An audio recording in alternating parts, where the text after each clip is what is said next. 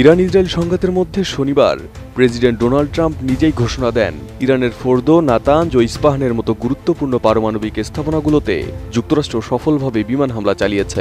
এগুলো ইরানের পরমাণু কর্মসূচির মূল ভিত্তি হিসেবে পরিচিত। এই হামলার ৪৮ ঘণ্টা পেরিয়ে গেছে, তবুও যুক্তরাষ্ট্রের বিরুদ্ধে পাল্টা কোনো পদক্ষেপ নেয়নি তেহরান। তবে এই হামলাকে আন্তর্জাতিক আইনের চরম লঙ্ঘন হিসেবে উল্লেখ করে নিউক্লিয়ার নন প্রলিফারেশন চুক্তির সুস্পষ্ট অবমাননা বলছে ইরান। এদিকে ইরান কোনো পাল্টা জবাব না দিলেও সতর্ক অবস্থানে মধ্যপ্রাচ্যের মার্কিন ঘাঁটিগুলো। হামলার পরপরই ইরানের রাষ্ট্রীয় গণমাধ্যম চ্যানেল 3 মধ্যপ্রাচ্যে অবস্থিত মার্কিন সামরিক ঘাঁটিগুলোর একটি মানচিত্র প্রকাশ করে। মানচিত্রে দেখা যায় সৌদি আরব, কাতার, কুয়েত, বাহরাইন এবং ইরাকের ঘাঁটিগুলো ইরানের ক্ষেপণাস্ত্রের আওতায় রয়েছে। চ্যানেল 3 এর উপস্থাপক মেহেদি খান আলী জাদেহ বলেন, এটা এখন আগের চেয়ে স্পষ্ট।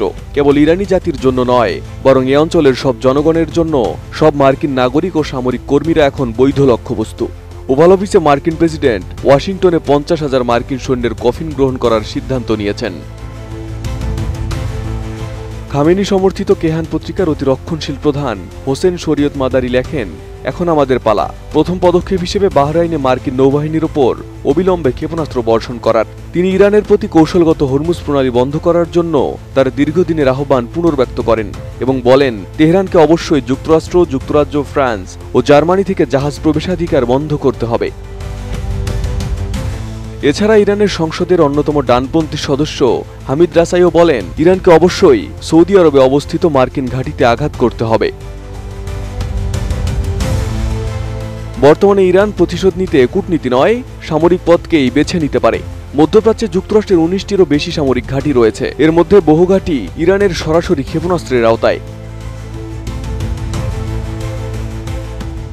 মধ্যপ্রাচ্যের বাহরাইন, কুয়েত ও কাতারে অবস্থিত ঘাঁটিগুলোতে রয়েছে প্যাট্রিয়ট মিসাইল ডিফেন্স, F-22 ও F-35 যুদ্ধবিমান এবং মার্কিন নৌবাহিনীর ফ্লিট।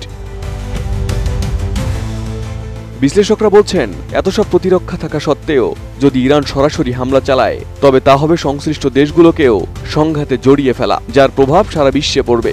তাদের মতে, যদি ইরান সত্যিই মার্কিন ঘাঁটিতে হামলা চালায়, তাহলে যুক্তরাষ্ট্রের সরাসরি পূর্ণাঙ্গ যুদ্ধে জড়িয়ে পড়ার পথ তৈরি হবে। অন্যদিকে এটা সম্পূর্ণ আঞ্চলিক যুদ্ধের রূপও নিতে পারে, যেখানে সৌদি আরব, কাতার, ইসরায়েল সহ আরও অনেক দেশ জড়িয়ে পড়বে। Arif Hasan, ATN news.